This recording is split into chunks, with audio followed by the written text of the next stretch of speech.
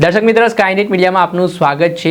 ગઈકાલે વિસાવદરના ધારાસભ્ય ગોપાલ ઇટાલિયા દ્વારા આક્ષેપ કરવામાં આવ્યા કે તેમના ઘરે સુરત પોલીસના કેટલાક કર્મચારીઓ પહોંચ્યા, તેમના પરિવારને ધમકાવવામાં આવ્યા, જે બાદ તેમણે ગૃહમંત્રી હર્ષ સંઘવી સામે પણ ગંભીર આક્ષેપો લગાવ્યા હતા, જેના જ કારણે ગુજરાતના રાજકારણમાં ગરમાવાની શરૂઆત થઈ હતી। જોકે ત્યાર પછી સુરત પોલીસ દ્વારા ખુલાસો કરવામાં આવ્યો કે મહેસાણામાં 2020માં ગોપાલ ઇટાલિયા સામે જે રાયોટિંગનો ગુનો નોંધાયો હતો, જેના પગલે મહેસાણા કોર્ટ દ્વારા non bailable arrest warrant Gopal Italia વિરુદ્ધ જારી કરવામાં આવ્યો હતો। તેના જ પગલે કોર્ટના આદેશોને પાલન કરવાને લઈને સુરત પોલીસના કર્મચારીઓ છે તે ગોપાલ ઇટાલિયાના ઘરે અરેસ્ટ વોરંટ છે તે લગાવવા ગયા હતા। આ દરમિયાન આખો જે ઘટનાક્રમ બન્યો તેમાં ગોપાલ ઇટાલિયાએ સીધા આક્ષેપો મૂકવાની શરૂઆત કરી હતી। ત્યાર પછી સાંજે કથિત ઓડિયો ગોપાલ ઇટાલિયાનો બહાર આવ્યો।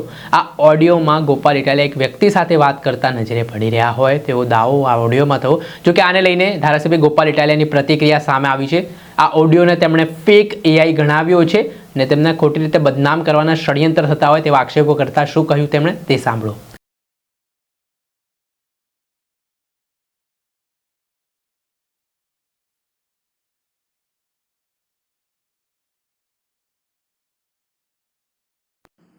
ચોરી અને એના ઉપર સીનાચોરી હર્ષ સંઘવીએ ગઈકાલે મારા ઘરે પોલીસ મોકલી, મારા પરિવાર સાથે ગેરવર્તન કર્યું અને એ વાતનો મેં ભાંડો ફોડ્યો જગ જાહેર, તો સાંજ સુધીમાં એક બનાવટી એઆઈ ઓડિયો વાયરલ થઈ ગયો।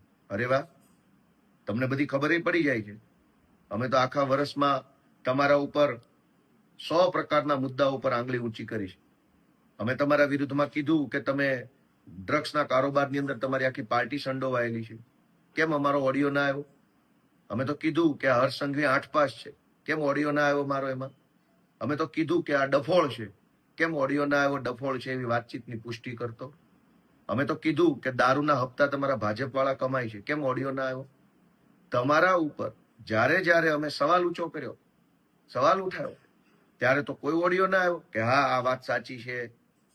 અને જ્યારે મેં એમ કીધું કે મારા પરિવારને હર્ષ સંઘવીએ પોલીસ મોકલીને હેરાન કરવાની કોશિશ કરી છે, તો સાંજે છેક એક બનાવટી ઓડિયો વાયરલ કરવામાં આવ્યો। કઈ વાંધો નહીં, કરો વાયરલ, જનતા બધું જ જાણે છે કે સાચું શું છે ને ખોટું શું છે। સાચી વાત તો એ છે કે અત્યાર સુધીમાં 100 કરતા પણ વધુ એફઆઈઆરો કરી અને હર્ષ સંઘવીએ આમ આદમી પાર્ટીના કાર્યકર્તાઓને જેલમાં પૂરવાનું કામ કર્યું। પણ કઈ વાંધો નહીં, અમે કોઈ તમારાથી ડરતા નથી કે અમે કોઈ તમારાથી કઈ ભાગી જવાના નથી। તમારે અમારી ધરપકડ કરવી હોય તો આ ખુલ્લેઆમ જ ફરીએ છીએ, જ્યારે કરવી હોય ત્યારે કરી શકો છો। ડરપોક કઈ અમે તમારા જેવા ડરપોક કે કાયર માણસ નથી, અમે તો લડનારા હિંમતવાન માણસો છીએ। ગઈકાલે જે કૃત્ય કર્યું એ કૃત્ય અત્યંત નિમ્ન કક્ષાનું હતું, અત્યંત જઘન્ય પ્રકારનું કહી શકાય। અને ચોરી ઉપરથી સીનાચોરી કે એક તો મારા પરિવારને હેરાન કરવા, ધાકધમકી કરાવવા માટે તમે પોલીસ મોકલો છો અને ઉપરથી પાછો ઓડિયો બનાવવાનો, અને ઓડિયો પણ 8 પાસ ને છાજે એવો ઓડિયો છે।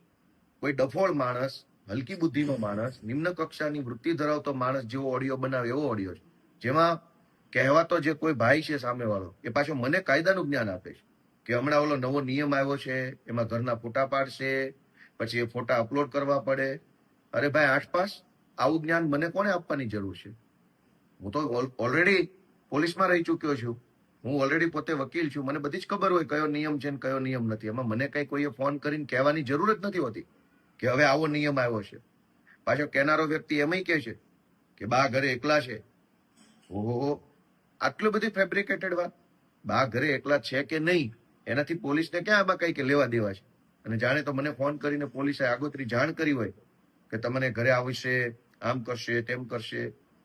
એટલે આખો આ બનાવટી ઓડિયો, અને દુઃખની બાબત તો એ છે કે આવો ઓડિયો જે બનાવવામાં આવ્યો છે એ ઓડિયો બનાવનારા લોકોને પણ બુદ્ધિ નથી કે આની અંદર જે કાંઈ વાતચીત એને સામેલ કરી છે, એ જે મેં મુદ્દા ઉઠાવ્યા, મેં એમ કીધું કે હર્ષ સંઘવીએ આટલી પ્રકારે દાદાગીરી કરી છે, જાણે કે એનો ભાજપ ખુલાસો કરતું હોય એ ખુલાસા ટાઈપનું અંદર ચર્ચા જોડવામાં આવી છે।